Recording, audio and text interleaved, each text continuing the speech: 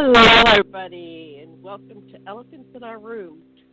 And I'm your host, Jenna Lessin, with Debra DeFranco, and we have a guest coming on, Russell Scott Brinegar, and I'm trying to get him on the show, but having a little difficulty. Today, there's so much happening in the world, and it's just impossible to keep up with.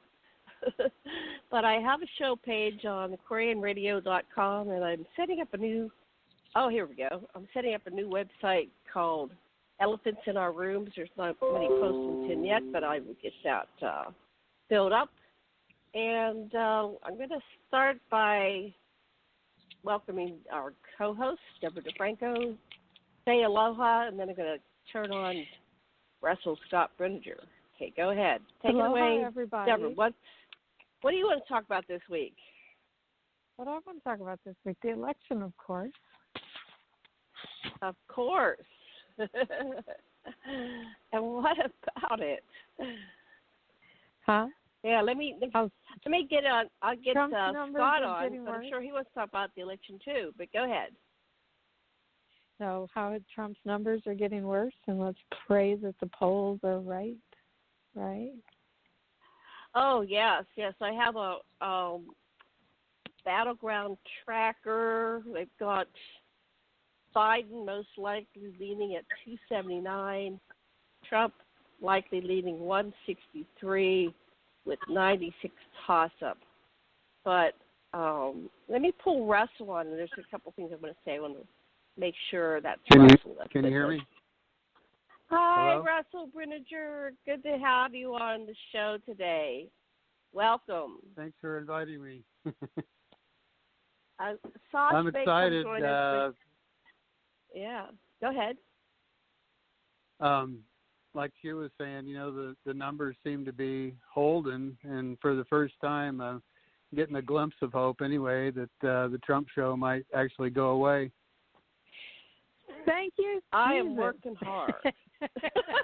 Praise Jesus. Thank the Lord.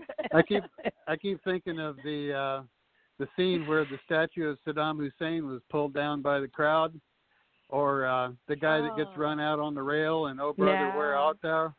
And that's kind of the scene I'm hoping for. Oh man, I've been working hard. I go on to all these little tweets and LinkedIn's and everywhere, and I start arguments with people. I'm just so fed up with Trump. That's my I know girl. you're not supposed to fight. I just get out there and I take my sword and oh God, yeah, I'm riled up because we've been here before with this looking good, and then they always pull out that October surprise, and my brother was trying to get me to pay attention to some links on maybe one of you two have the intel on the Times and the Hunter Biden thing. They're trying to who's got some information on that? Oh my God, they're grasping at straws because they got nothing else. I think so. This has already been proven not true multiple times by multiple people. It's been investigated to death. So I'm sorry. It's their Benghazi for this administration. Yes. Yep. Russell, what do you think about that? Any neat? Well, in 2016, what I get tired of hearing is that the polls were so far off in 2016 when they were actually spot on. They predicted Hillary would win by like a 2% margin. That's exactly what she did in the popular vote. So the numbers weren't wrong. It's just that Republicans have gerrymandered this whole thing so far that they can win the Electoral College when the popular vote is 3 million votes ahead of their candidate, and it's not the first time that's happened. And then Trump only won by 77,000 votes in 3 counties. So I'm looking at it that it was a fluke. Now, if he gets reelected, I'll have to reevaluate that position, just say, hey, this is where the country's at, live with it, but I hope that doesn't happen. It sounds like they're trying to do the same thing all over again with this Hunter Biden stuff. Comey threw a wrench in the works in 2016, 9 days out, and Hillary had enough controversy surrounding her where some people were swayed by that. And hopefully, absolutely. Fool me once, shame on you. Fool me twice, shame on me. The October surprise they're throwing into the monkey wrench now, nobody will buy it. And I think everybody's dug in at this point. I mean, I know I've already voted, and everybody that I know that wants Trump gone for very good reasons has already voted. So what may happen is something they're calling the red mirage, where the Republicans are going down on Election Day to vote in person, and it'll show a temporary slight win for Trump, and he'll announce that he's a winner. And then as the mail-in votes for Biden come in, it's overturned, and that's laying the groundwork for Trump saying it was stolen from him. So we may be in for some rough times between November and Inauguration Day, but, it just needs to happen. Wow, that doesn't sound good. No, it's not. I mean, when you're telling white supremacist groups to stand by, and you've got right-wing militia groups and white supremacist groups and neo-Nazi groups thinking that he's their man, that he's validating the legitimacy of their twisted philosophy. If he announces to his cult base that the election was stolen, we're liable to see some ugly things. But, I'm crossing my fingers and hoping that doesn't happen and he wises up and concedes nicely. But it'll be exciting to see what actually happens. I listened to your numbers on the Electoral College, and I've seen numbers as high as like 339 Biden, 169 for Trump. And the weird thing is, I've got a lot of friends at camp and other friends and family that support Trump, and they are all convinced 100% that he's going to win by a landslide. They're thinking he's going to get 100 million votes or something. So if the polls hold and Biden wins by the margin that they're thinking he's going to win, there's millions of people that are going to get their whole bubble popped. So I'm looking for that.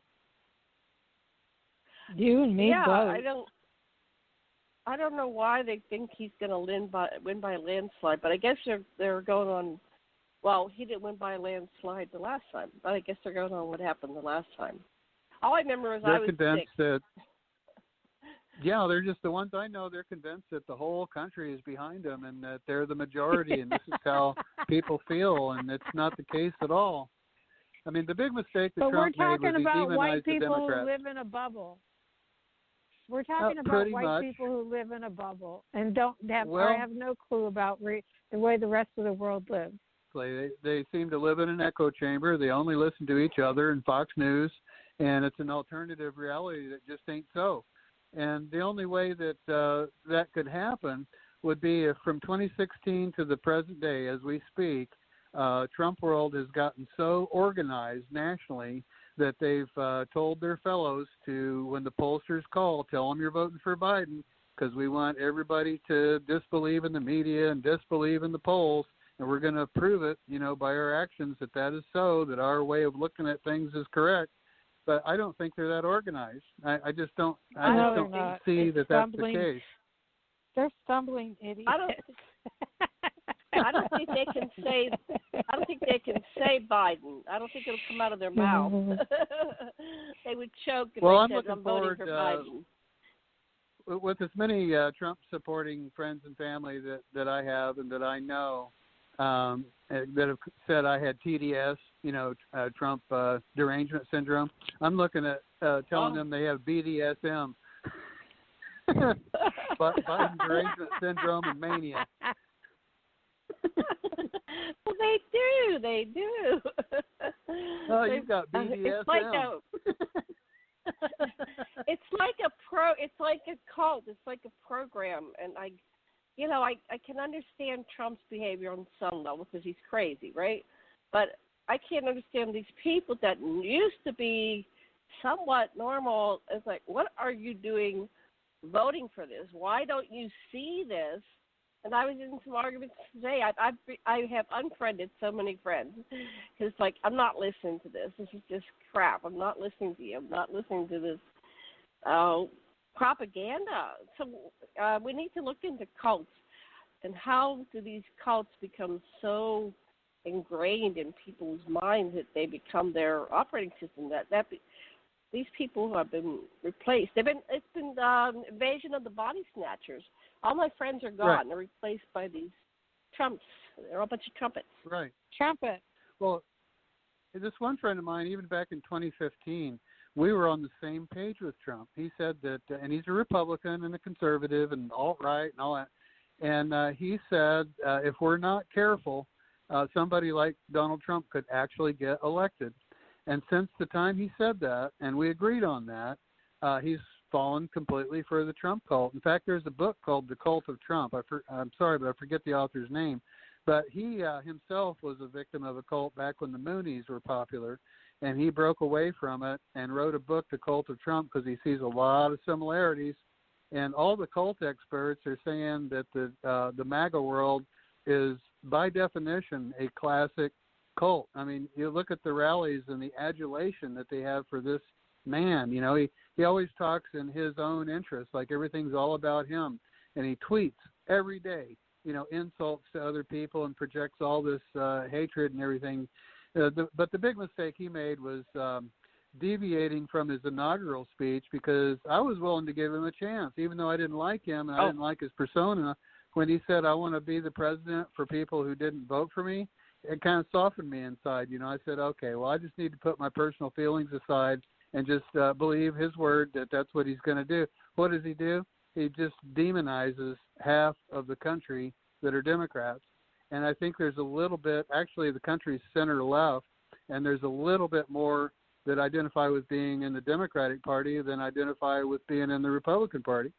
So he really made a boo-boo on that one by just creating this adulating cult that's his base that he talks to all the time, and portraying Democrats and liberals like myself as the other, you know, and demonize it. Then you got this insidious QAnon cult that basically says Democrats are child-eating, adrenochrome drinking, Luciferian child sex traffickers, and millions of people believe that the late deceased John F. Kennedy Jr. is the identity of Q, when they've actually traced it to a pig farmer in the Philippines. I mean, it's really a show to watch. Yeah, it's either the pig farmer in the Philippines or Jim Watkins that was associated with that alt-right white supremacist website 8chan, and now he's on to something else. So the identity behind Q could either be Jim Watkins or somebody he's associated with, or, you know, some of the other figures. But the foolishness of millions of people latching onto every word of a totally anonymous source on the internet is just off the chart, especially with the fact that, you know, if you're familiar with KGB propaganda, you know, it's a psyop designed to demonize your political enemies. And that's all it is. Precisely. And I hear this stuff coming out of my former friends. I don't even associate with them anymore. Like I had one today, and she said, I tested positive for the COVID antibodies, and they lasted in my body 6 months, because I was saying, well, they don't stay. They don't last. They're not even able to make it a year, right? And so she said, but I'm okay. I eat good. I'm healthy. And it's like this whole attitude that I'm okay, and it's okay if the rest of the world dies. And that's kind of like what Trump does. But how is that coming from people that I thought were – these are people in the consciousness movement, the spirituality movement, and some of them are my relatives, and they're saying, well, I'm okay. I don't care what happens. It's like I don't care what happens to other people. I don't care if they die. I don't care if they lose their homes. I don't care if they, starve. I don't care as long as I'm okay. Yeah, it's just nature cleaning off the dead wood. You know, I've heard that. And I tell you what, I've got a friend of mine who has a beautiful wife from Colombia, and as soon as Trump got elected in 2016, she was inundated by these Trumpers, white, rednecky kind of Trumpers in pickup trucks, shouting the N-word out the window, and it scared her. So, he's stocking up with ammunition, waiting for this election. And it's ridiculous. It's not normal. And there's a lot of innocent people that have been hurt. Grade schoolers, non-white grade schoolers are being terrorized by white kids with MAGA parents, using the word Trump to bully them, just walking up into their face and say Trump MFer, you know. I mean, it's like psychologists are inundated in the last 4 years with clients like this. So, yeah, I'm not sure how. So we might defeat Trump. Let's say we defeat Trump. So then, how do we get him out? He could stay. He could go. I don't see him going willfully. You know. He could start a war. Problem. He could start a war. It's like these people. They say, "Well, if I'm going to die, I'm taking you with me." You know, that type of thing. Right. So let's go around on that. And, sure. I'll blow up the whole world. And there's people like that. And how does this planet create these psychopaths in the first place? My theory is they started looking for someone like Trump back in the 70s or something. Because I read a book by Peter Moon about how they were looking for the Hitler character back in the 20s. And Aleister Crowley did a ritual in the pyramid and with the modern incarnation of Inanna, and then they went back and they found Hitler and started to groom him to be Hitler. And so I'm wondering if it's something, you know, on that level. Any thoughts? Well, I just watched a Camelot interview today with a very learned historian named Dean Henderson, and he blew up Carrie Cassidy's chat room. You know, she's fallen for the Trump thing and the QAnon thing and all that. She's a good researcher. God, yeah. I like looking at all of her stuff, but she's a Trumper, you know. And he blew up her chat room when he said he was a socialist and explained why in articulate words, why he's a socialist and why that word has been so subverted and demonized. And her chat room blew up, and you could tell that the blood drained from her face down into her feet, and she spent the whole rest of the interview bailing water. Oh, it was wonderful. I got to watch that one. Dean yeah, Henderson. it's a good one. I just posted it on my Facebook wall, the actual video. It's something to see. Because I would definitely get that one. He's very versed in all the bloodlines and the Anunnaki and the Rh negative thing, and she introduced him as one of the most learned people in the Truther movement, and then right in the middle of the interview, he announces that he's a socialist. It's so funny. I mean, I just really enjoyed watching that. I love it. And Deborah, I won't say which chat. The chat that you and I used to follow, Deborah. Somebody came on and said, well, you do know that Q is a psyop, don't you? And then someone else said, oh, the SCOTUS. I don't even bother to memorize her name, the lady that's being interviewed for SCOTUS, because I don't want that in my mind. They said that she's a pro-vaccine person and a pro-shutdown person. And I thought, well, that would be ironic because these people are so against masks and vaccines and shutting down, and they just want to run around and spread all their little germs everywhere and spit in the air. And so, Deborah, what do you think about that?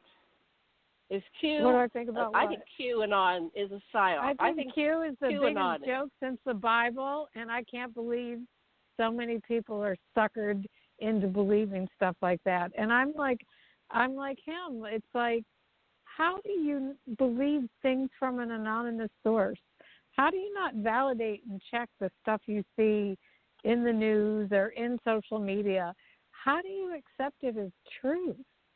Like now I see why so many people follow the Bible. They just believe it because someone said so. Well, Deborah, it's funny you said that because 21 years ago, when I was recovering from my fundamentalist Christian upbringing, which I appreciate in some ways, you know, there were some values that were instilled in me, but I did my own biblical research, and in 2000, I wrote a book that's still on Amazon called Outgrowing the Bible, The Journey from Fundamentalism to Free Thinking, and concluded that the Bible was written by 39 completely unknown anonymous authors, and that a lot of the stories in the Old Testament are rehashed from Sumeria. And this is before I knew anything about the Anunnaki or Zechariah Sitchin or any of things like that. And looking back on it, I was spot on. I mean, I've been looking through that book, and it's like, man, I can't believe that this is where my head was at 21 years ago. And I see a parallel between the QAnon people and the Bible thumping people, because if the Bible was written by 39 anonymous authors, and nobody really knows, who they are, and QAnon's a completely anonymous internet source, what people are doing is just believing something because they were told it was true, or believing something because it somehow validates something they want to be true or something they previously believed. But there's a lesson to be learned in there, because none of us should accept an anonymous source just because it tells us what we would like to hear. I mean, I like to know who people are, and I just hope that someday, somehow, the true identity of QAnon is exposed, and it just becomes the laughing stock of the world. Yeah, that would be good. But what is I know. But Janet, I know what you mean about the light workers and the truthers that have fallen, for the Trump paradigm, and they're really hard to talk to, because they're in the frame of mind that it's of existential importance that Trump be reelected, because he's fighting some secret war with the evil cabal that nobody knows about. He's busting sex traffickers. And here he is. He has 26 sexual abuse legal cases pending himself, and they're setting him up as the good guy in busting child sex trafficking rings. I just don't get it. Yeah. Wait, do I need to show you the photos of him and Melania next to Epstein? Because I've been collecting them. I have a whole bunch. Oh, please send me those. Oh, yes. I'll put them up on the website. Yeah. Okay. Okay. Yes, I have several. Who's walking They're around great. with Epstein? Yeah. So, they reversed everything. I was talking to somebody, and they said it with a straight face. They said, well, both the Republicans and the Democrats are trying to take away Social Security and Medicare. And I go, what? What are you looking at? Yeah. So they take everything, and they say, oh, the Democrats are the ones that are in the Ku Klux Klan, and it's like, what? Right. My brother would say that. He said they're the racists. What? You've got your Orwellian reverse doublespeak, Oh, that's so weird too, because those sides are accusing each other of being Orwellian. I mean, both sides. Many people have read the Orwellian stuff, and they see it reflected in the opposite side. The people on the left, like myself, they see Trump as the fulfillment of Orwellian prophecy, and vice versa. It's just really strange. It's like everybody's living in a completely different reality. There's a 50-50 echo chamber going on. Trump It's strange. Trump is, because he says both sides. He'll say, whatever it is, he'll say both sides. So whatever comes down later, he's right, because he's got the whole discussion, right? And he'll say to secret people in that interview he did at the beginning of the pandemic. It came out today. He said, well, he called all his friends. It's really dangerous. You got to take care of yourself. And then he'll go out and he'll get Sasha, and it'll be out of context, and says we're doing everything possible. And then he'll say to everybody, well, there's only one case. Remember early on, there's only one case. It's going to be over. It'll be gone before spring, right?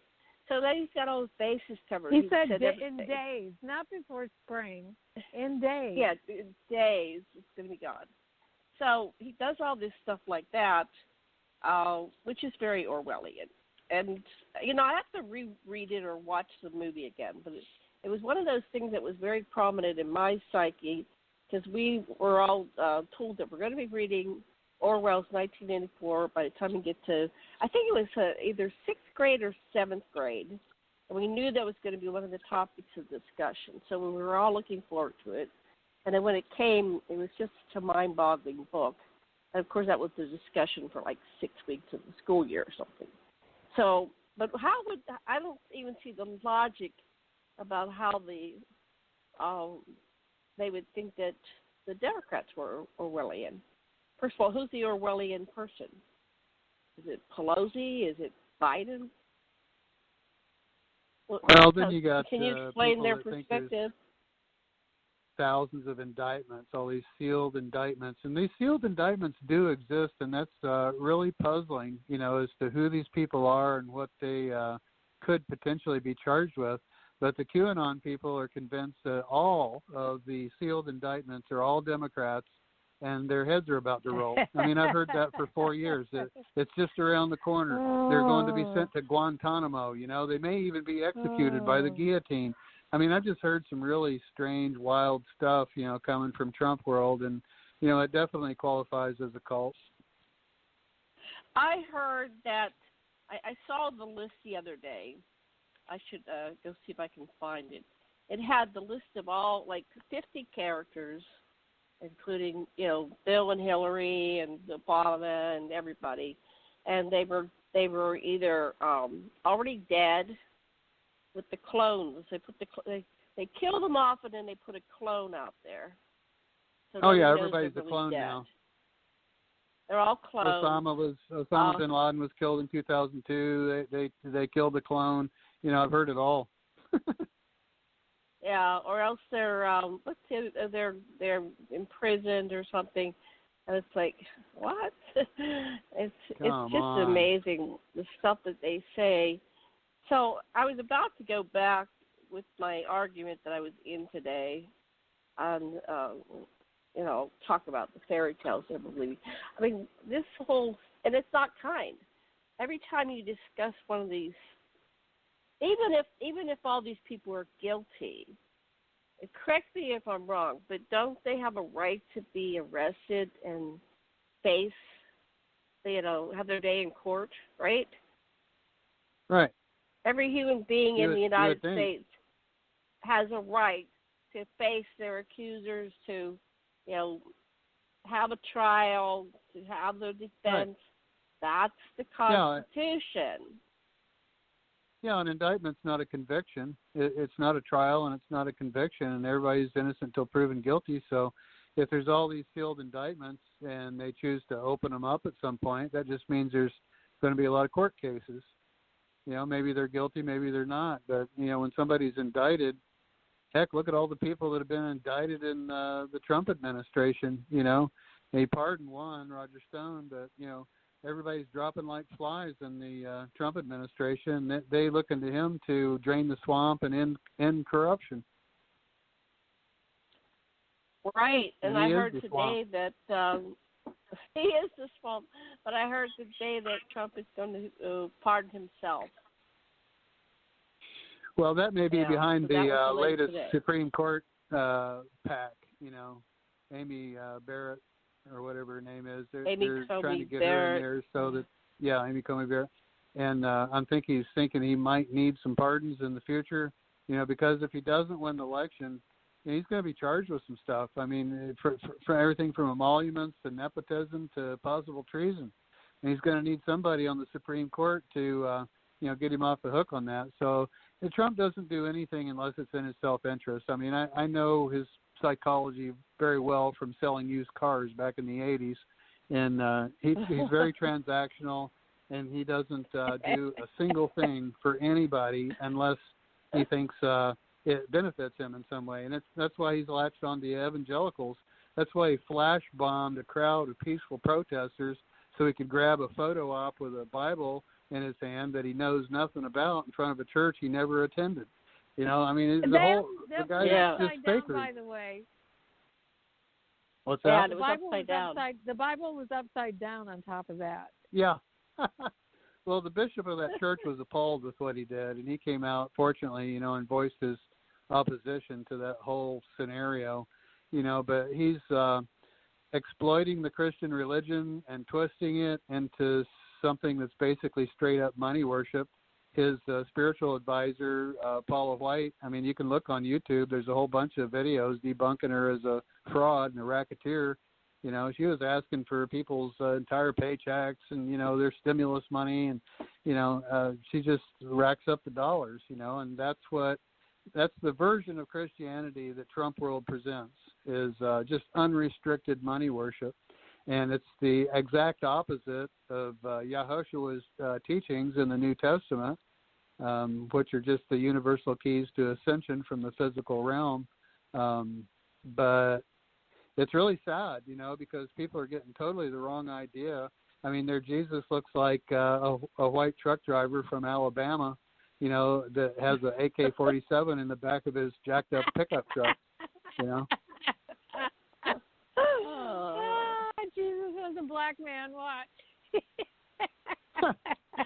Wow. I mean, it's just like upside down world, Jesus was white. He spoke English, and he was alt-right and didn't like immigrants, and it's just the opposite of what was actually allegedly said.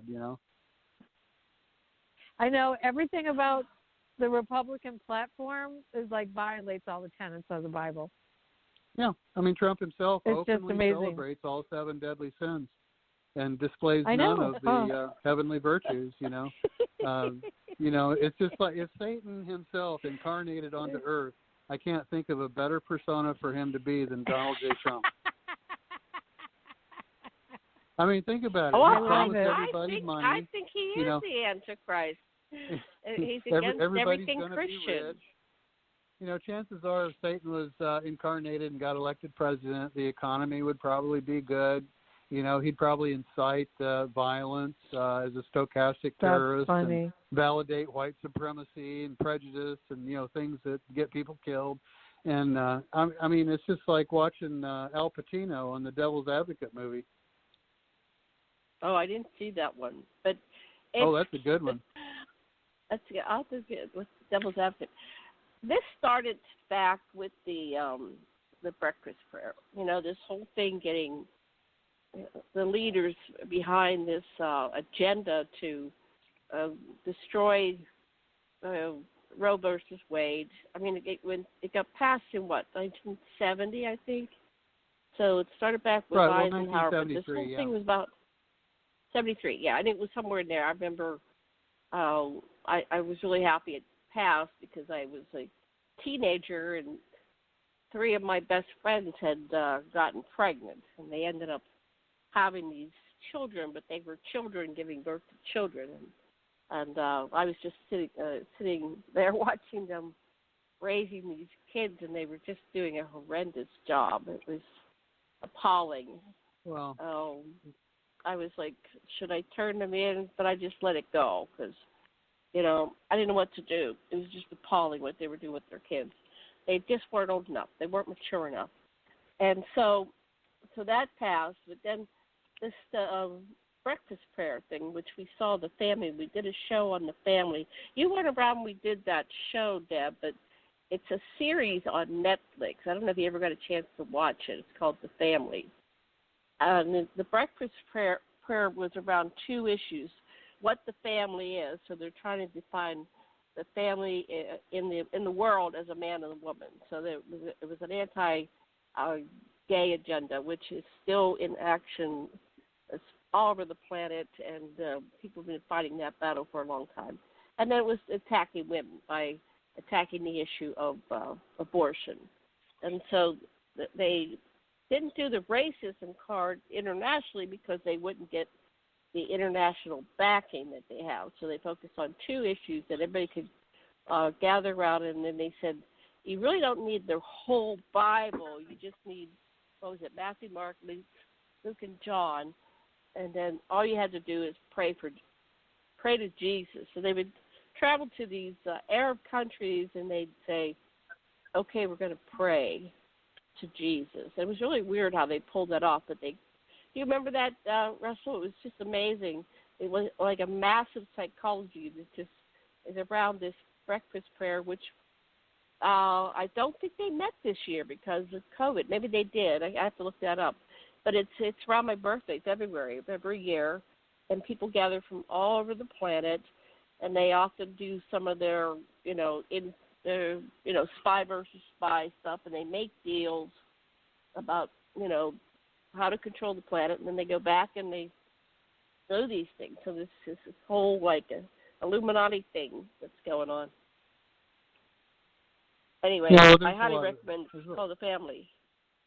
Yeah, the National Prayer Breakfast has basically been infiltrated with Russian agents who are posing as Christians to get in cahoots with Republican fundamentalist politicians to manipulate them to the goals of Moscow. That's basically what the movie The Family revealed.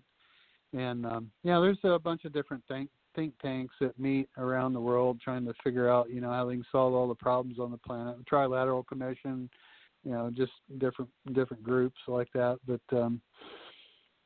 it's an amazing thing to see somebody that has the persona and the lack of values that Trump has getting in cahoots with the evangelicals. And I really think they're going to live to regret it.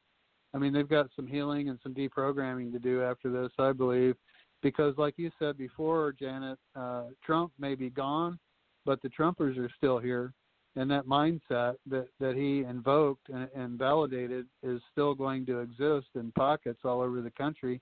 And they all need an intervention. They're going to have to go see a shrink or something because they're going to get left in the dust if Biden wins. And that's one of the reasons I hope that Biden wins.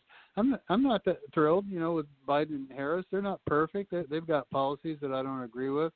But first things first. I mean, this guy's so heinous. I'd vote for a potato before I voted for Trump. Right. But so it's because of this agenda that goes back to the breakfast, the prayer breakfast. That is what's really, they recruited, somehow they got Trump, but Trump started running for president probably back in the 70s or 80s because he was going over to Moscow, he was going over to Putin, and they were doing some discussions about the whole Trump line of hotels and golf courses and stuff like that. So then, I have to watch Active Measures again. But whatever that year was where Trump got in trouble and some guys came on and, I think it was his daughter said, the guy that's broke, he has more money than my dad does. So she said the truth, and then next thing you know, he's over in Moscow, and they're setting up a plan of money laundering because Putin said that the Americans have the better technology, which of course we got in the agreement with Eisenhower and the extraterrestrials. The decision was made to back the United States and give them all the technology. We're still our technology, the United States technology, is way advanced over anybody else in the world. Because we have all the secret space program and stuff. But of course, they're saying that the Germans have the technology too. But I don't know. This is all back stuff that we're trying to piece together here. But here we are, election. What else? It'll be interesting to see what the actual numbers are. When the smoke clears. I'm keeping track week to week with this one outfit called Elections Prediction Official YouTube site, and he does a really good job of analyzing state by state where they're at. Whether they're safe red, safe blue, likely swing states, and all that. And it's holding steady with a Biden win, and it's widening. So if Trump winds up getting reelected, the pollsters might as well look for a different job because everybody's going to be angry with them. So how will we ever know? Apparently, like in California, they put all these boxes out saying they're the official ballot drop box.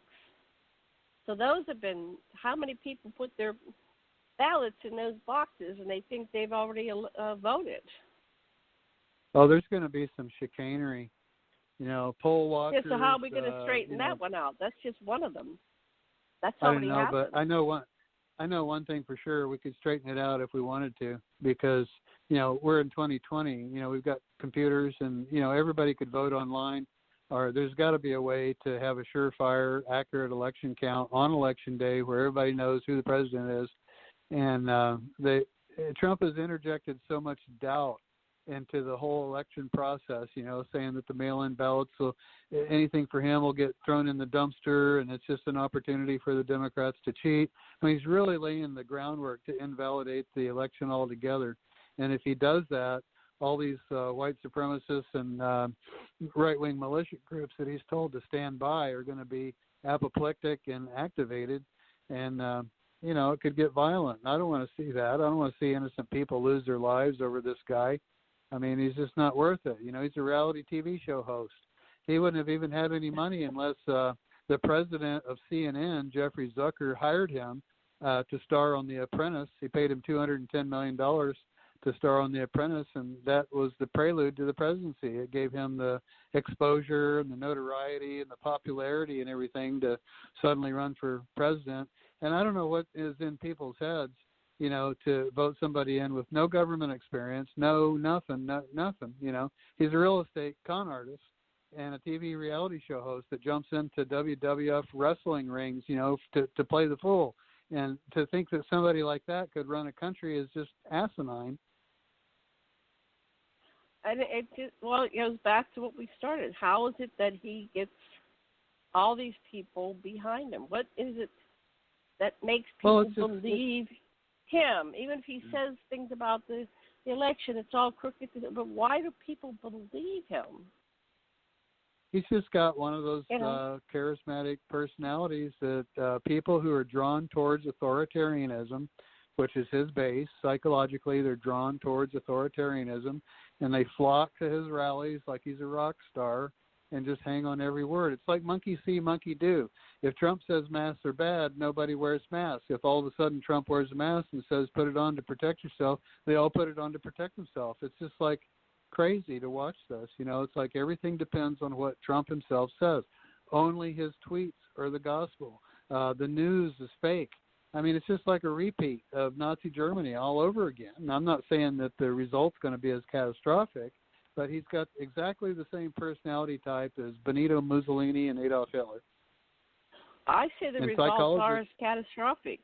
Yeah, I don't understand how people are so easily deluded, or that they want this type of personality to come in, or do they lack self-confidence? There's something that we need to look at psychologically on all levels, how this type of personality gets created and how he ends up, because this is not going to stop unless we get down to the bottom of how these types of personalities rise to stardom, because this is very sick and perverse. Yeah, it was going on 2,000 years ago. Titus Livy wrote about it, a Roman historian, in 25 BC. He said, as nature would have it, the man who speaks in his own interest is more popular with the crowds than the man who speaks for the common good.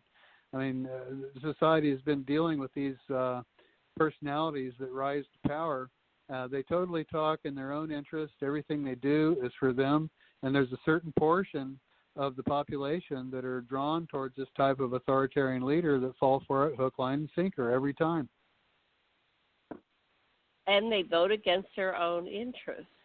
They vote for a man that gives discounts to all the people at the top, and right. And then that means more taxes we have to pay. Yeah. Exactly. The Trump tax breaks were totally geared to put more millions and billions into the pockets of people that already have millions and billions.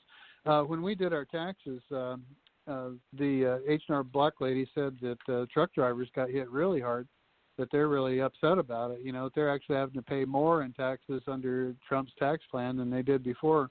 So, I mean, basically just shovel our collective funds, our tax money, that we have a bolus of money, to do collective projects like build roads and modernize infrastructure and healthcare, education, whatever, and just shoveled it right up there to the owners of the corporations. And they're okay with that because they've been brainwashed to think that these oligarchs are the holy job creators. If they're not solvent, then their life will go to pieces. They won't have a job, and it's crazy. I mean, the oligarchs have trained a lot of middle-of-the-road people to despise people that are poorer than they are instead of people that are richer than they are. And where all the problems are coming from is the people that are super, super rich. And it's getting more and more lopsided that way, where, all of the resources are in the hands of a very few. And it's not good. No, it's not. So trickle down doesn't work. The rich are greedy. The rich the rich could put back 1-2% of all their money, all these billionaires, put it in a fund called taxes to pay for school, taxes to pay for medical, and then everything would be covered on a basic level for everybody alive. It's very easy to do. But for some reason we have our gods. It's part of the God spell. So these rich people are like little mini gods, and we got to pay them their due, and they're going to solve all the problems. Their worship. Money worship and the worship of the rich. And it also ties into an old religious superstition that people who are physically deformed are cursed of God, and beautiful people who are physically beautiful are blessed of God, and people who are rich are blessed of God, and people who are poor are cursed of God. There must be some sin going back to 4 generations, that the reason that they're begging on the streets. And that mindset is in our collective psyche somehow, some way, that we feel like if we're living right, we'll be rich and healthy. And it doesn't have anything to do with anything. I mean, there's a random factor there.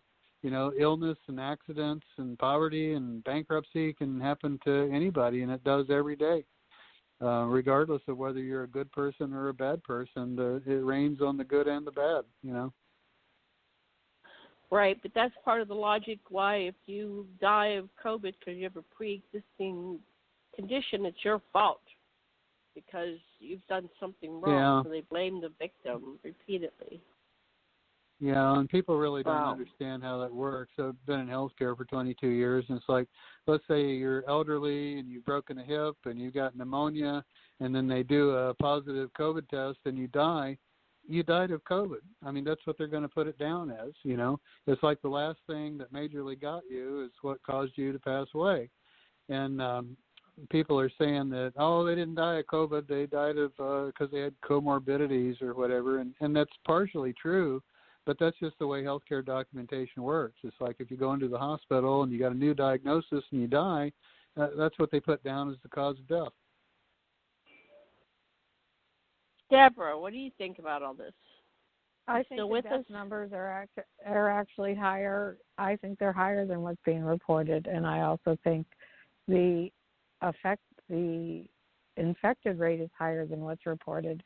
I think there's been an active campaign by the government to subvert testing to try and bring the numbers down before the election. So, I agree. I don't have to tell you, there's still not enough testing for people. People who get sick in any of the hot spots, there's still not enough tests for people. It's still very limited on who's allowed to be tested. The CDC changes their guidelines every other day, because the politicians and the scientists are at war with each other, and whoever has control of the website on any given day. So, I don't know. I think right now they're projecting it to be, 300,000? Another 100,000 or 200,000 are going to die before the end of the year at the rate we're going. Right. Up the tide. Months ago, 400,000. There's an epidemiologist, Michael Osterholm, that was on Joe Rogan probably like 8 months ago. I watched this, and he predicted by going into winter of 2020 that we'd have 400,000 deaths. And at the time, there was only just a few deaths in the United States, and everybody lampooned this guy and said, he's on Joe Rogan. He don't know nothing. Well, he's an expert epidemiologist, and as it turns out, he was just about spot on. Right. Yeah, the person I was arguing with today. Go ahead. Anyway, the person I was arguing with today said, well, where are you getting your information? What's that got to do with anything? Not that it's going to be 100% accurate. At least we're getting some feedback. So today, I guess Europe is in a panic. They're really having difficulties. Their hospitals are being inundated with all these people that are sick. There's something going on, right? It's not like we're all making this up. They're trying to say that there's nothing going on. Well, nobody has that much control of the media to put all that so-called misinformation into the world. There really is something going on. It's everywhere, every night. People reporting it from all parts of the world. So, but they'll just say, "Oh, that's all fake news." That's all fake news. It's like, "Oh, okay, so nothing's happening. We're all making it up. Why don't you go out and shoot some COVID in your arm if it's just bullshit?" Because Trump, had his cocktail of whatever it was, and he came through. That I'd like to look at, like why isn't that being used for everybody, right? That was $100,000. They're not going to allow people to have that same mixture that Trump has. Yeah, he's telling people not to worry about it. Don't be afraid of COVID. And he had like helicopters and a top medical team and lifelines and, experimental drugs that he agreed to. And not everybody has access to that. So now he's playing a Jesus type, I was down for 3 or 4 days and now I'm resurrected and I'm Superman and I'm immune, which is ridiculous. He doesn't know that. Nobody knows that. And he's the main source of disinformation on the planet. Right. So what can we do about that? Nothing. Vote him out. Because vote I him was hoping COVID took him out, but, I didn't get so lucky. What's that? What's that? Say it again. I was hoping the COVID would take him out, but, I wasn't so lucky. Well, some of us were rooting for that, and it's like, and it's not over. The immunity doesn't last. It's not done going around the planet. He could get it again. It could, take him out eventually. I have a friend that even with the previous flus, he kept catching the other flus. And when COVID hit him, he was like dead, right? His whole body was shot. He couldn't take one more thing. So they're going to say it was all pre-existing, but, that's what happens. Your body, we go through life, we don't have good food, we don't have clean air, we don't have, water, soil, everything's polluted, it's cumulative. And so when the disease comes, because, whoever can control this planet does not want us to live extremely long lives where we can possibly figure out what's going on and stop all this perversion. So, I'm going to go look at the website. There's a lot of topics on there, and I'll just go give a rundown. Okay, so Paris is under a curfew now because Europe is having highest ever coronavirus numbers. They're even greater than their height in the spring. So is this the second go-round or the third go-round? What do you guys think? I get confused. Do they consider this the second wave or the third wave? That's their second wave. We haven't gotten through our first wave yet. Right, we're still on the first. Wave. Yeah. If you shut down and you get it under control and all the case numbers go down and you start opening up again, then all of a sudden it spikes, and that would, I guess, be called a second wave. But it's spiking all across the United States. I mean, people are acting like this whole thing's over, but it's not. I mean, the virus doesn't care about whether we're tired of it or not. I know. My sister went out and got a car, and she's planning all these trips. I go, what are you doing? You're 72 years old, and you're not in great health. Now is not the time to go on a vacation. But I'm so sick of COVID. And but COVID's not sick of you. Just waiting to take you out. Wow. Well, you got this population of people that says they're not going to wear masks because they don't want to live their life in fear, but they're the same people that carry a loaded AK-47 into Starbucks. Right. Yeah. So these people that are walking around with no mask, they're spreaders.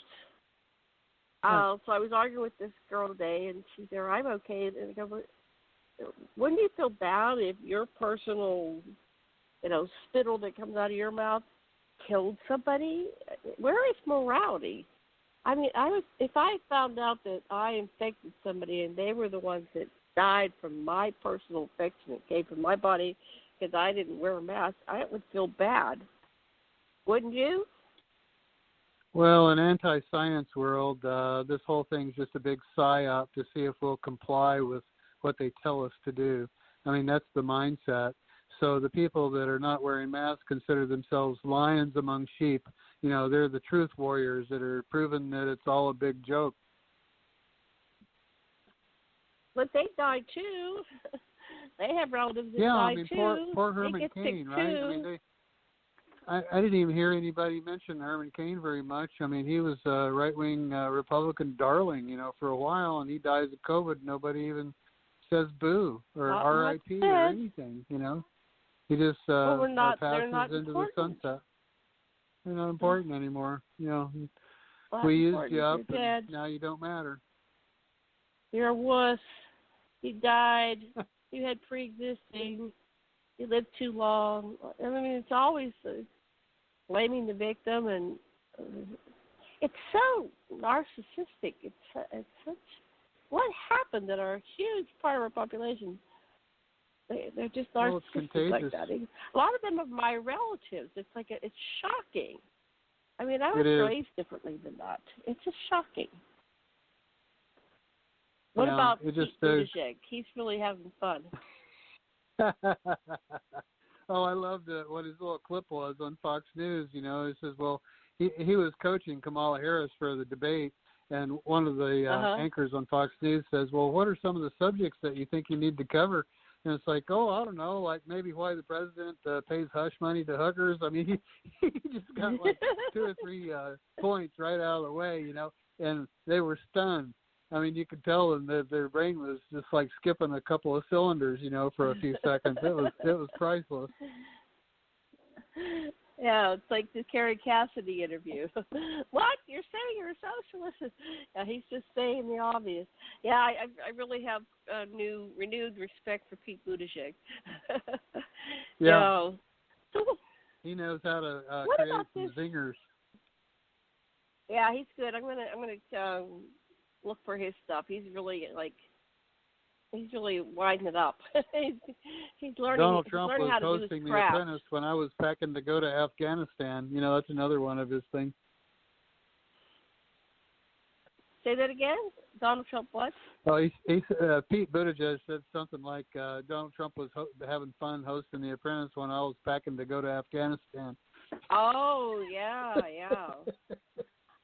Oh, here's one. He's funny. Biden. He is funny. I'm gonna start searching him every day and getting his stuff and putting it on the site. So what Trump is trying to scare voters with the racist image of President Harris. So this is why I think that Trump was being groomed to be president even back 20, 30 years ago, because he started his racist agenda with the kids in the Central Park kids, whatever they were called. And that was very racist. Right. And then Central he Park started 5. with the Central Park 5. And then he might have done other things, but what I've noticed is that he was doing birtherism.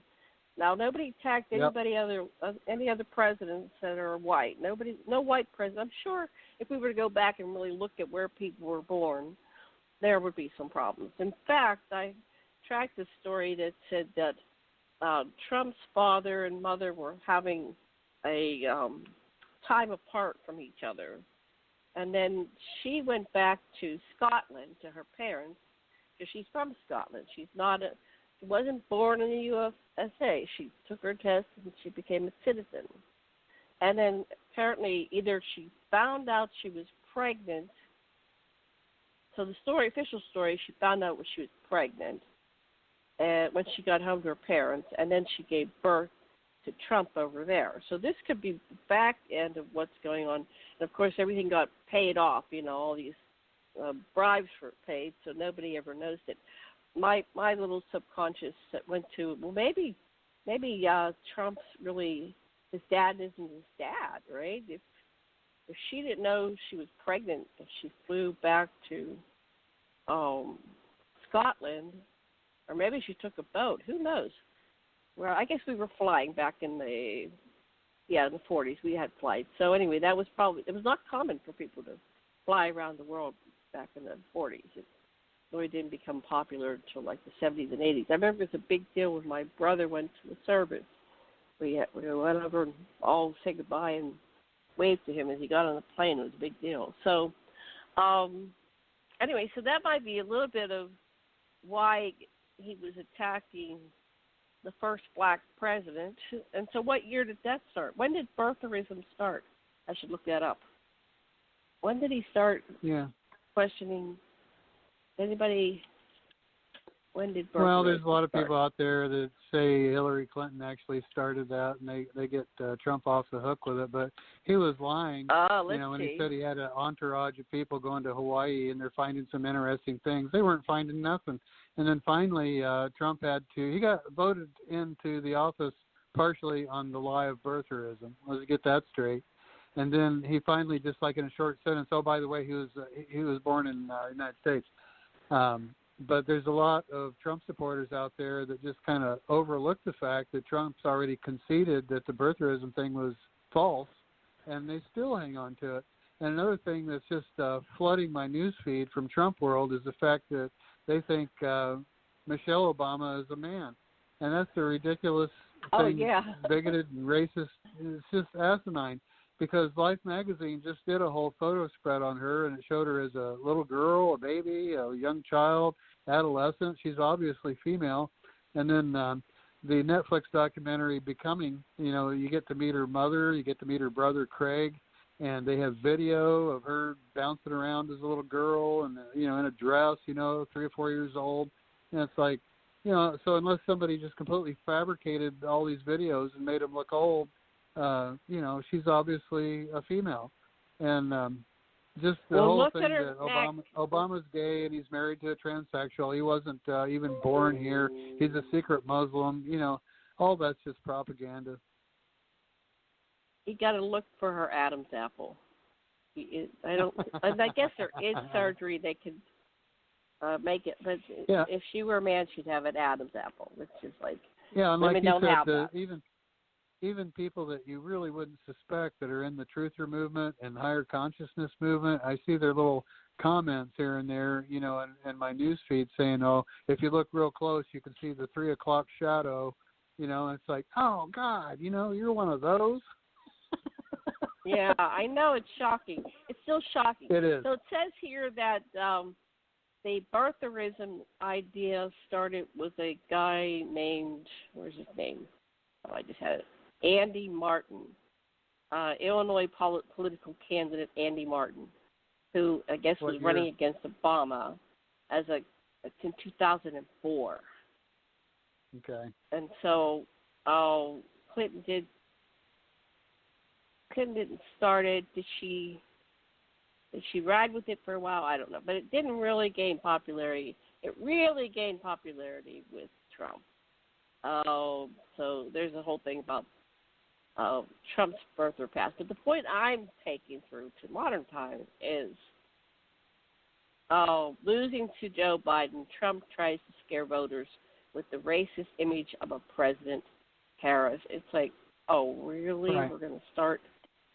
We're never going to have a black somebody higher than what?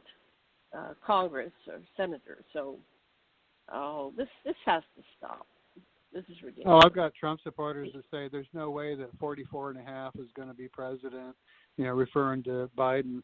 And I have to admit that I get some schadenfreude and some twisted pleasure out of the idea of Trump losing to Biden and Harris, because it's got to just be neutering to him, and humiliating to him from his mindset, to lose to Biden and Harris. And I really hope I live to see it.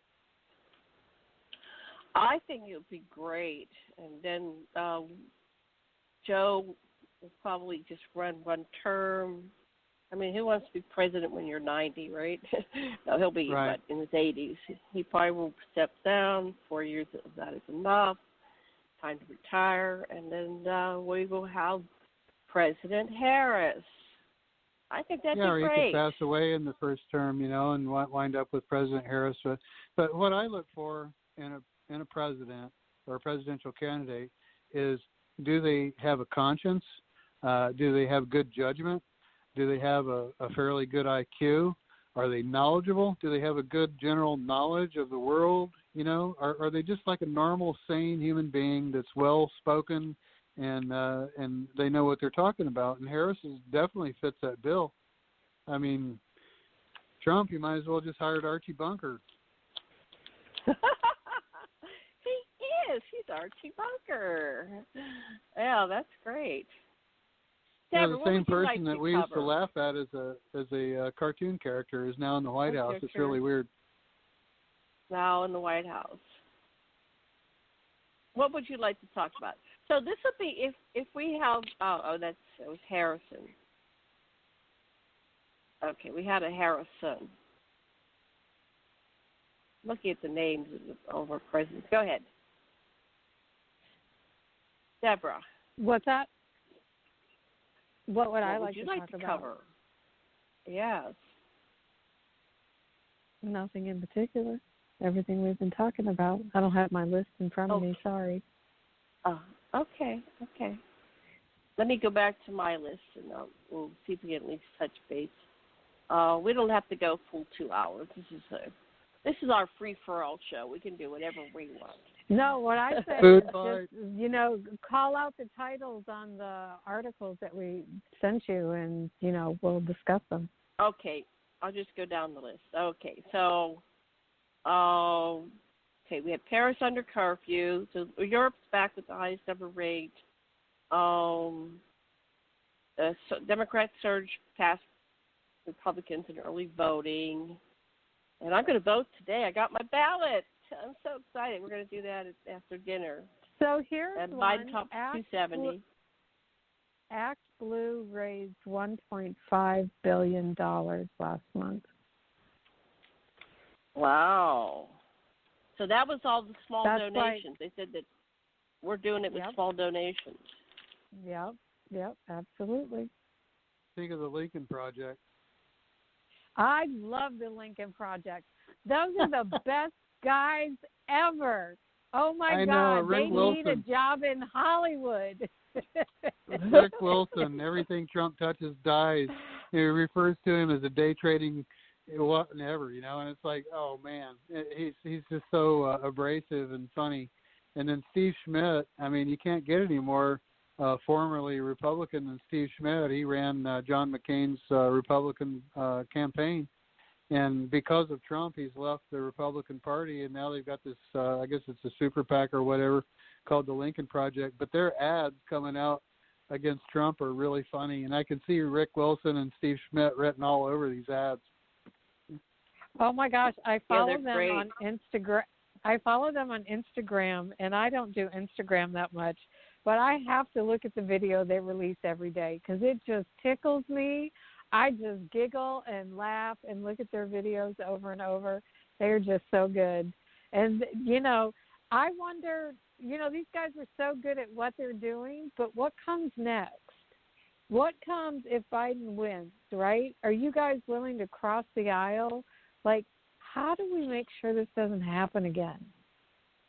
Right? Question. And how do we get rid of all the partisanship that began back in the 80s and it's just grown exponentially worse over the last, 4 decades. And how do we start crossing the aisles again? Because that was the whole reason our government was set up the way it was. We were supposed to have different opinions, and we were supposed to find the middle ground. And how and why did we stop finding the middle ground? And how do we start working together again? We're to the point now that we get violent at the opinions of our enemies. So we're not even what's your interested answer? in the middle ground. I don't have an answer. Let's go back in time. That's my question. Did this start with Reagan? Did this start with Reagan? Yeah. With the trickle down? It started with Reagan, and it got exponentially worse afterwards. Right. Well, a lot of it has to do with the issue of abortion, because since 1973, when the Republican Party found that white supremacy wasn't getting them the votes that they're used to getting, they had a think tank, and they came up with this one issue that they were going to go with, and the pro-life rhetoric became a political weapon. And for the last few decades, Republican politicians have infiltrated fundamentalist churches all over the country and convinced them that their only moral choice, if they care about babies, is to vote Republican. And using the pro-life rhetoric, Republicans have gotten every kind of thief and pervert elected to office that you can think of, just because they were the only candidate that were pro-life. And it's crazy. I mean, it's just become a really emotionally charged issue. And now it's the whole sex trafficking thing. You know, the QAnon stuff demonizes the Democrats as baby killers and child eaters. And, you know, it's been a successful propaganda program. And fortunately, it goes back to Phyllis Schlafly. It goes back to, there was a special on Netflix or Hulu. It was called Mrs. America. And Phyllis Schlafly organized the evangelicals, and they went to the first women's conference with Gloria Steinem and those people up there.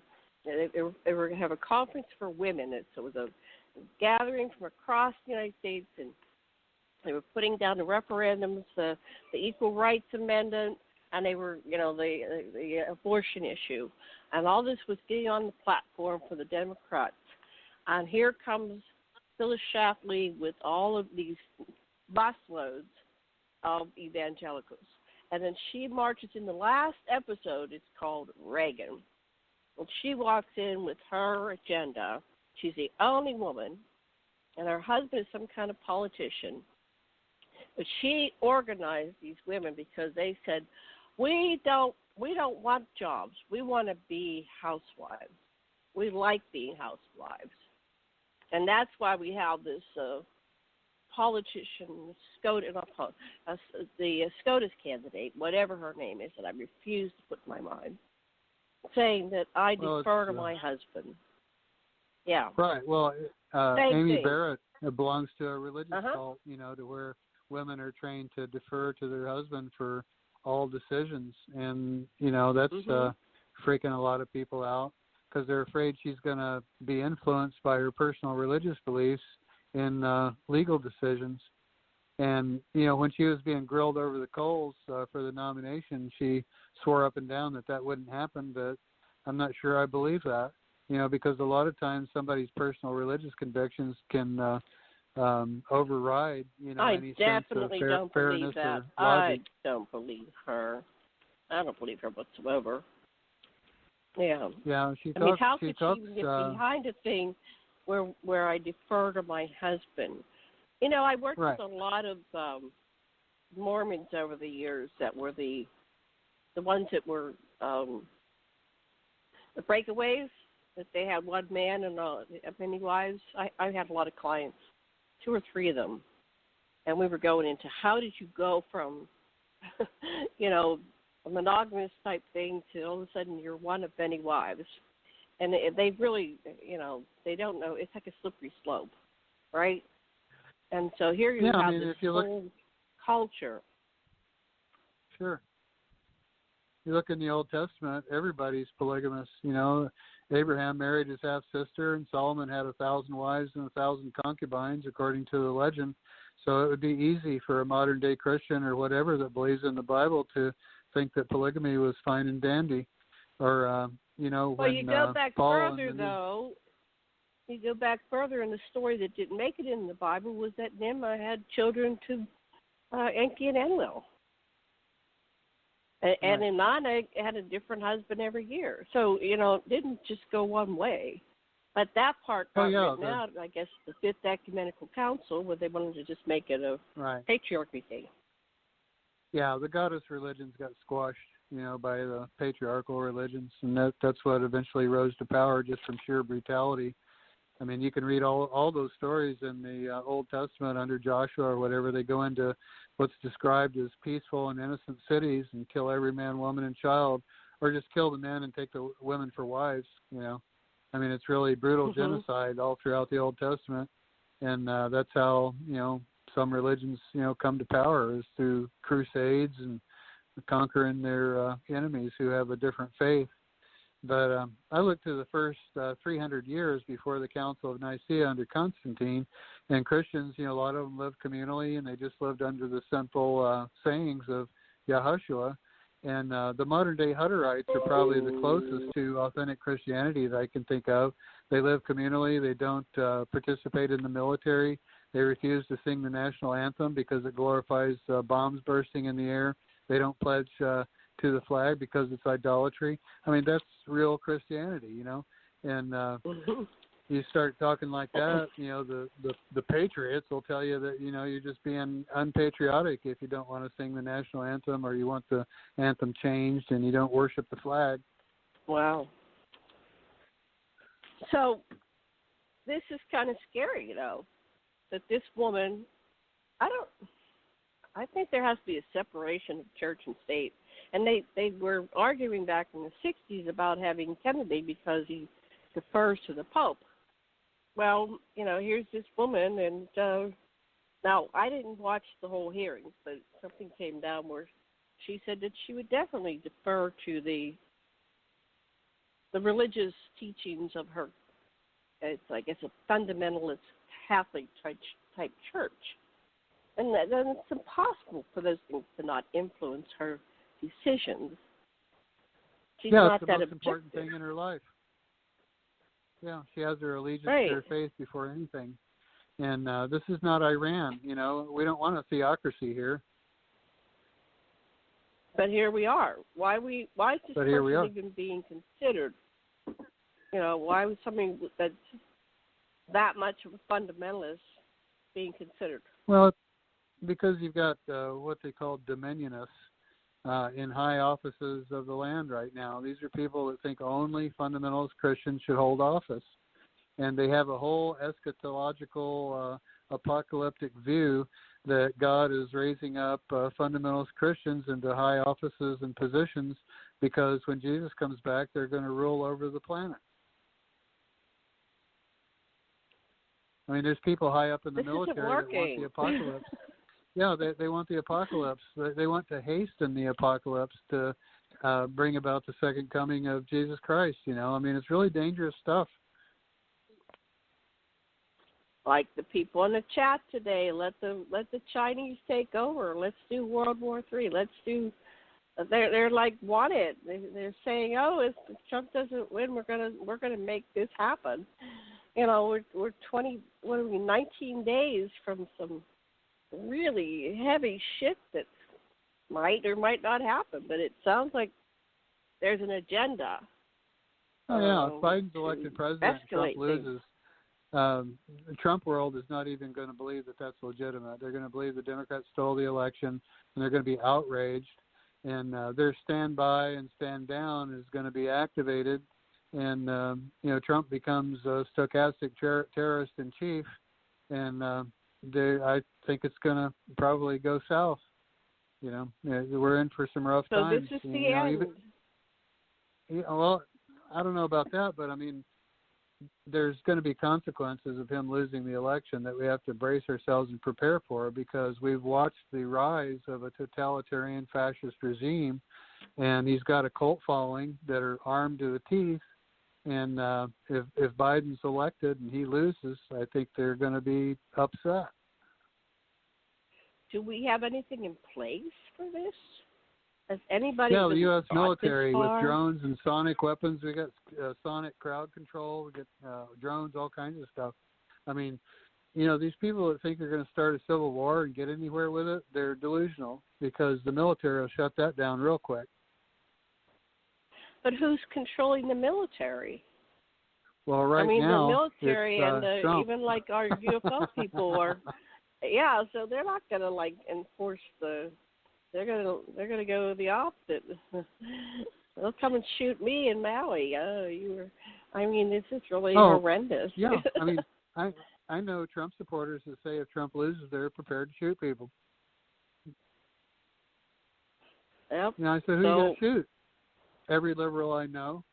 That's the mindset. It's crazy. They'll blame all their liberal friends for the election of Biden and think that the world would be better off if they take him out. Right.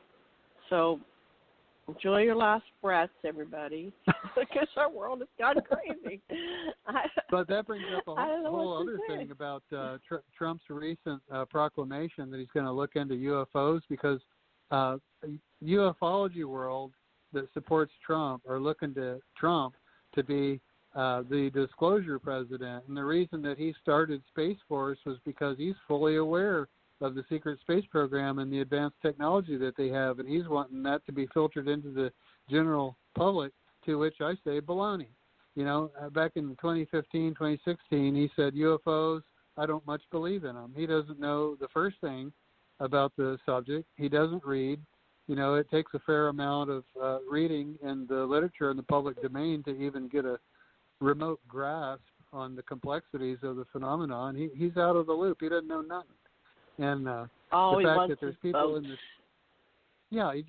he's just pandering for votes, you know, and he's discovered that the UFO community is a big voting base, and now as a last-ditch desperate effort, you know, he's pandering to the UFO people. Wow. Okay, I'm going to go back to my list. Barrett flunks his test on a simple constitutional question that a high school student could answer. Dozens of Barrett's Notre Dame colleagues asked her to call a halt to her nomination. Oh, here's that one. Trump is recruiting an army to fight the liberal mob. We are recruiting volunteers to fight for democracy. Wow.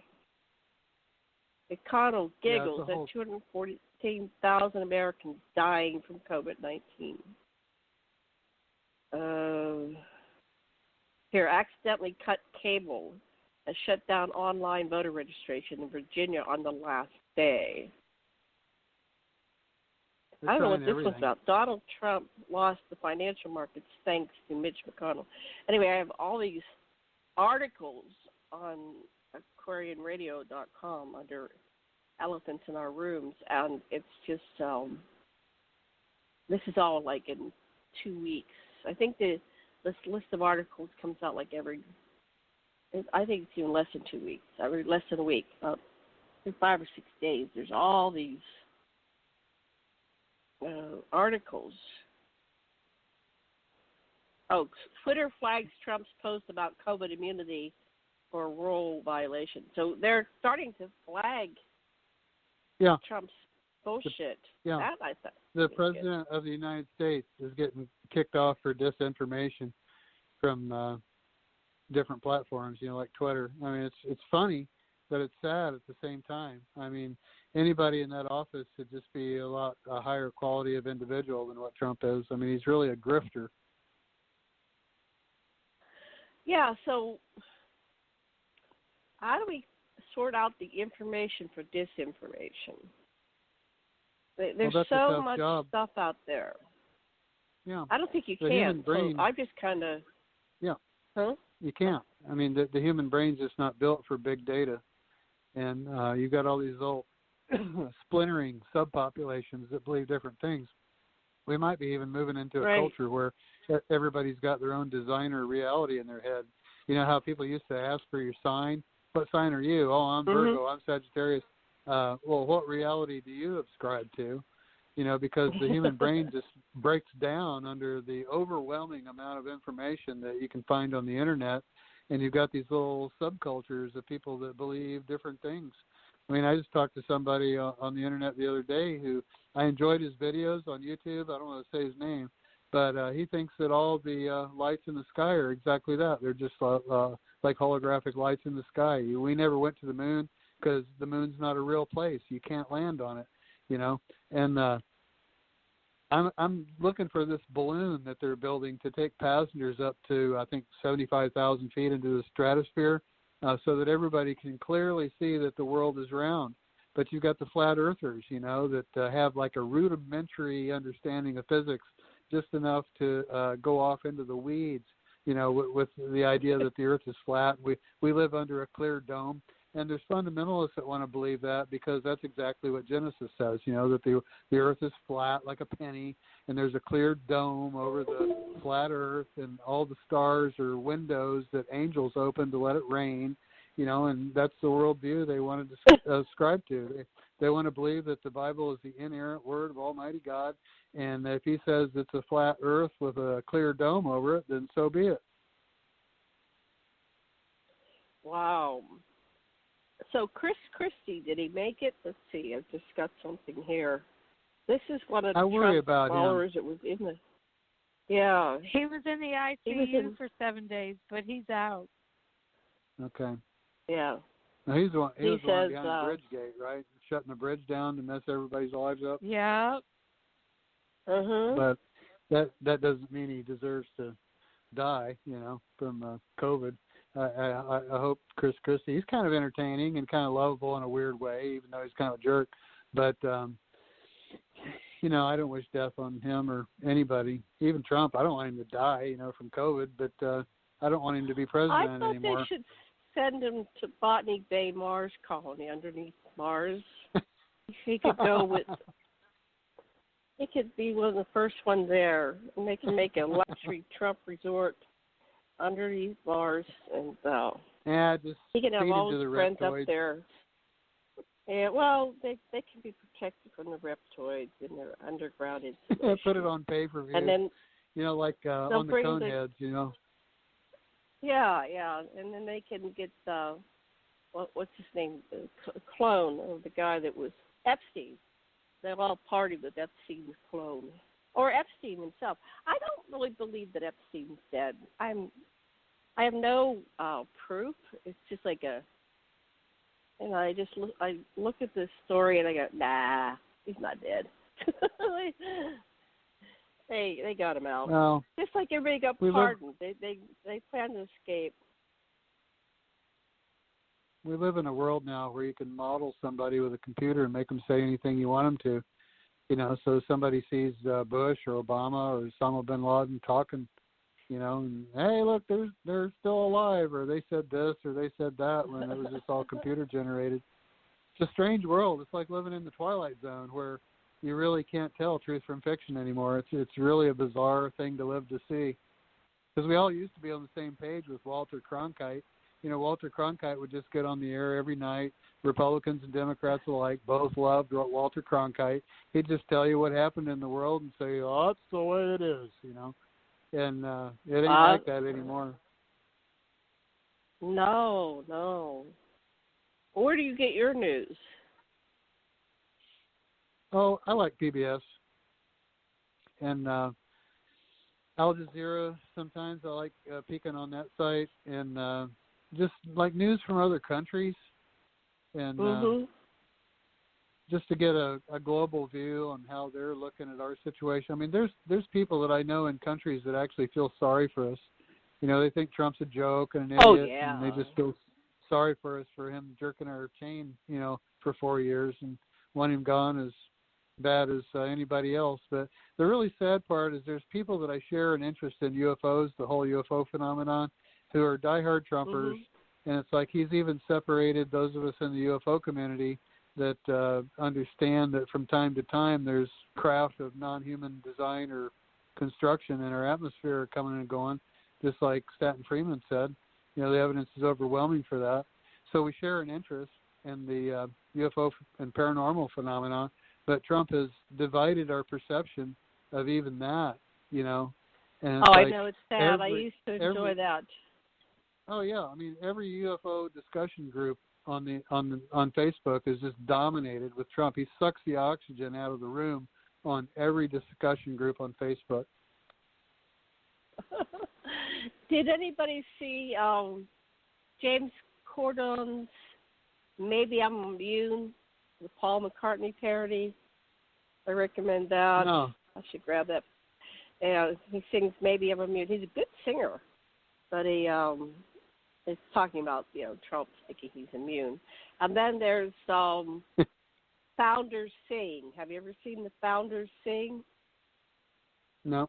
They have a whole series. Oh, write this down. Go check it out on YouTube. They have a whole series of famous people singing stuff. It's all from a Democratic perspective, getting rid of Trump. So it's very humorous. And then Randy Rainbow. You haven't seen him? Okay, Yeah. you've seen Randy Rainbow. So Founders Thing is really good, and that was just one thing from James Corden, that he's a very good singer. There was one other guy, and I can't remember his name right now, but there's some good people doing parodies. Oh, Don Corone, for a couple of years there, has had good parodies on the Republicans. I've got a really good reason to vote for Joe Biden, because we'd get 4 years of Jim Carrey doing Joe Biden on SNL. Yeah, he did a pretty good job. That was good. Yeah, I love that skit where they got the fly that landed on Pence's head, and Jeff Goldblum, it was like it was funny. I thought that was one of the better ones. I enjoyed that. That's something that you can watch again. I think I have that up on Elephants in Our Rooms. So, anyway, what are they going to do if Trump loses, if he steps down, gives us back our world? What will they do in the world of comedy? We've had nothing.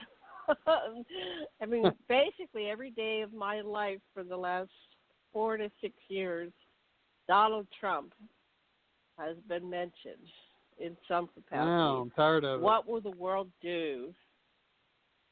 Go back to normal. I mean, if Joe Biden gets elected, I probably won't even think about the president for 4 years. I just, I trust that better people are running things, and, I might check in from time to time, but I don't think Joe Biden's going to get on Twitter and just, dominate every day.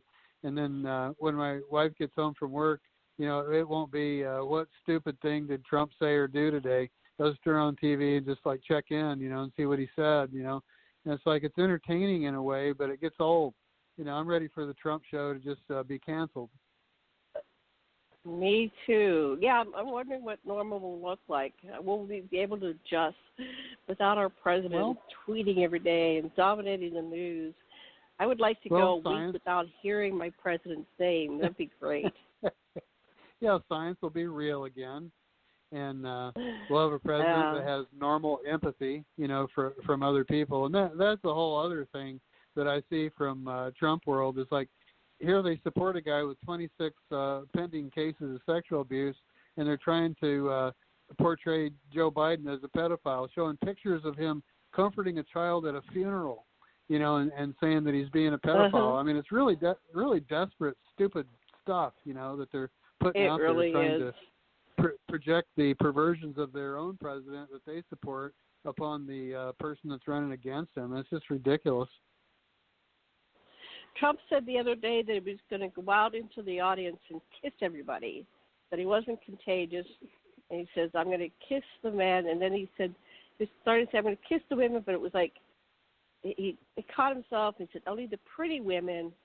And I think he was going to kiss the kids too, but he caught himself. So, he caught himself twice but then because he was like catching himself and he was falling mid-step, so to speak, verbally, he said, well, I'm going to come and kiss the men. So it was hilarious. Maybe that was a plug to the gay community. Make sure he gets the LGBTQ community, It's like, who knows? George Takei that played Sulu on Star Trek, I follow him, and he says some funny things about that. Oh, he has some weird stuff. He reports on all the time, and I go, what, George, where are you finding this stuff? Oh, some of it makes cringe. No, I love George. I met George back in 74, 75. I was at a Star Trek thing. I was what, 20, 21 or something. And he and Walter were out there dancing, and I walked right up and I was dancing with Walter and George. Hey, guess what? Tonight is the premiere of the new season of Discovery for those who are following Star Trek. And I watched it already. Okay, don't tell me. Good? Don't tell me. I watched it already. I saw it was available. I watched it twice already.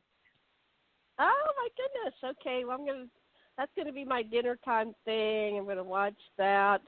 And then they're going to have, what was the first hike? They're going to do a Captain Pike series. See, I thought by now we would be in a Star Trekian world. It's like, hey, you hijacked my timeline. Now we were getting close. Things seemed pretty kumbaya under Obama. My brother had a whole different reality under Obama. I didn't know he was so, I don't know, he was like suffering the whole time. I'm thinking, well, this is nice, you know. He goes on all these different talk shows, and Michelle goes and dances on Ellen, right? And, you know, I thought, well, this is pretty cool, you know. They're funny people. You know, Obama, have you ever watched him? He has perfect timing. He knows how to tell a joke. They laugh the right amount of time. Then he comes with the second part. Have you ever watched anything? He's like brilliant. His final address to the world when he was, I don't know what that was, the press club or whatever, one of those ones, and then he drops the mic and he goes, Obama out. Boom. He drops the mic. That was good. But he took over for one of them, Colbert or one of the talk show hosts, and he did their segment, and he just had perfect timing. He should be a stand-up comic. He would do great. He knows how to do it. I miss the Obama years, and I really appreciate Michelle's attempt to address the insidious sugar industry because they're trying to get kids in grade schools addicted really early. And she was met with a lot of pushback from the jokers on Fox News like Sean Hannity saying she's trying to create a nanny state and all this kind of stuff. She was just trying to improve the health of the schools. You know, you hear things from the right saying, well, she was removing the taste out of all the food, you know, for the school kids. And I remember when I was in grade school, we had cooks, you know, that cooked really good food. Now they're contracting with fast food restaurants and pizza joints and just feeding the grade schoolers crap. Yeah.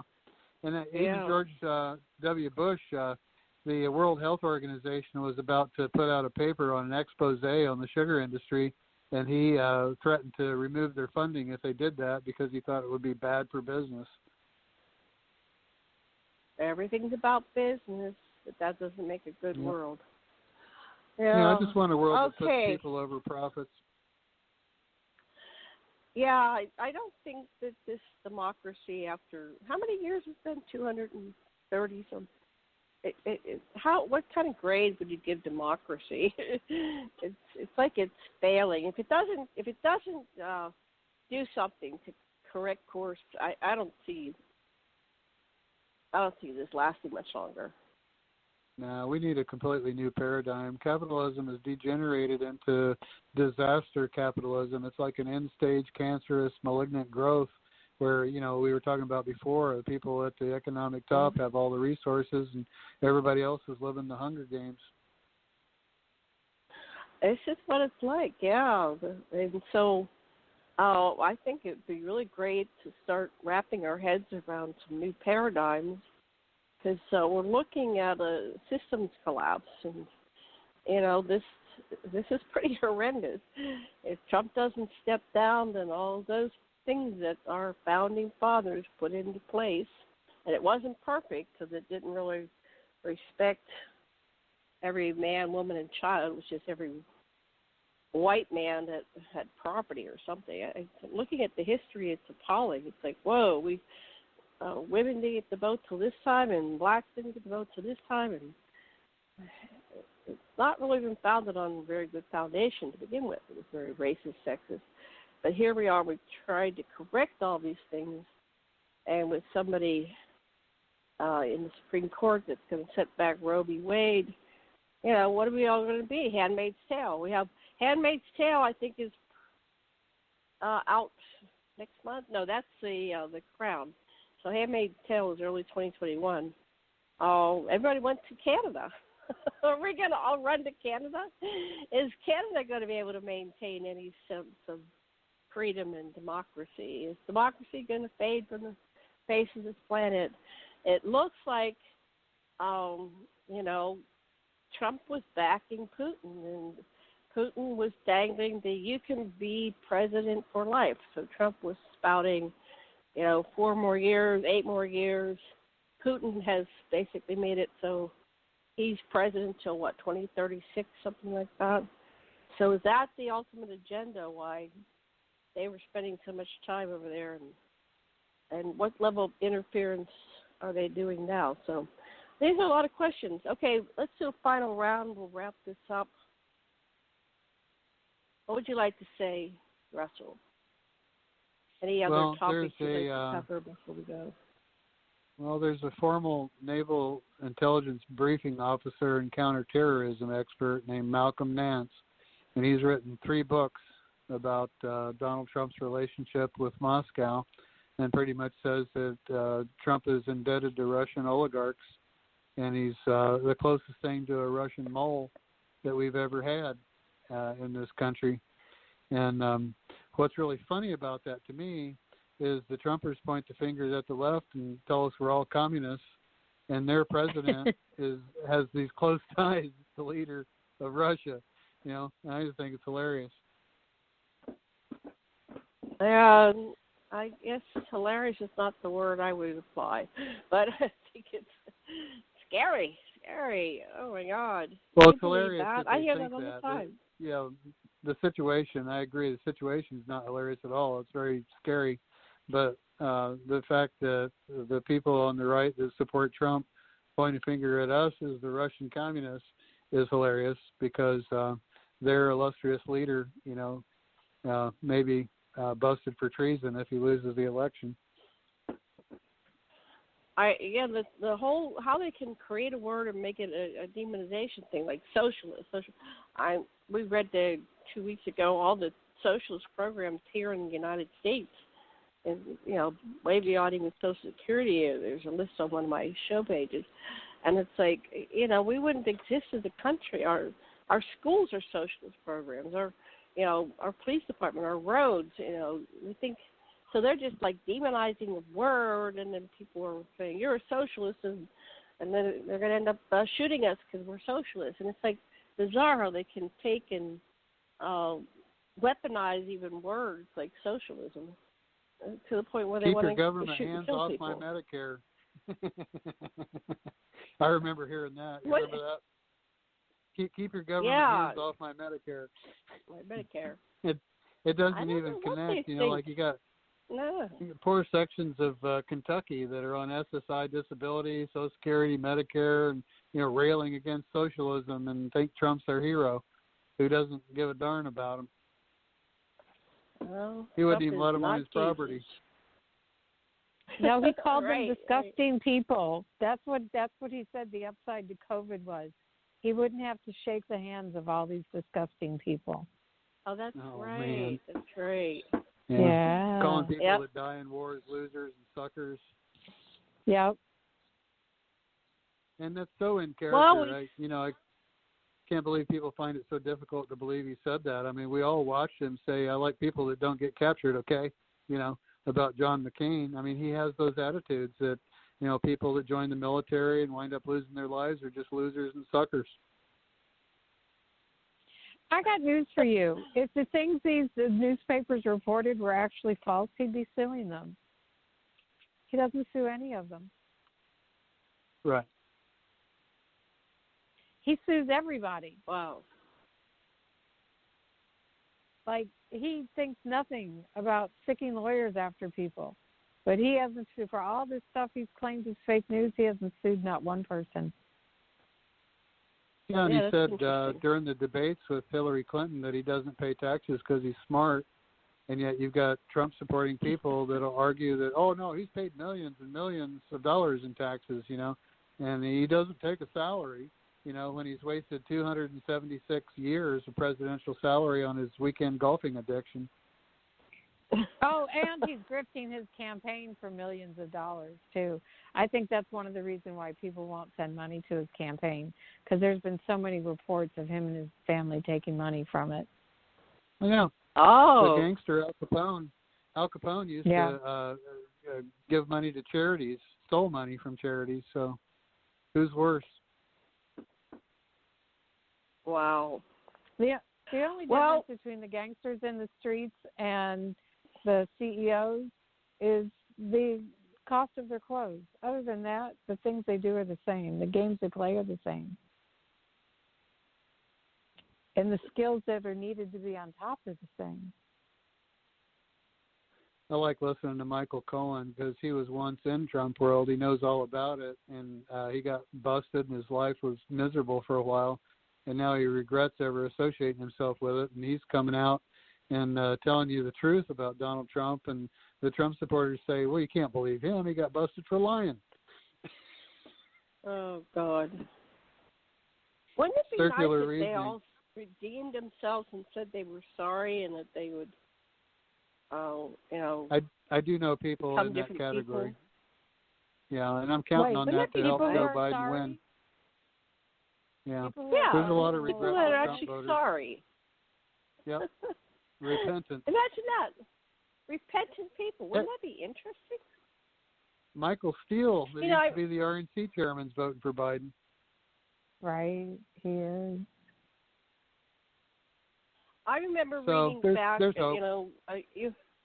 I remember reading UFO books and conspiracy books way back.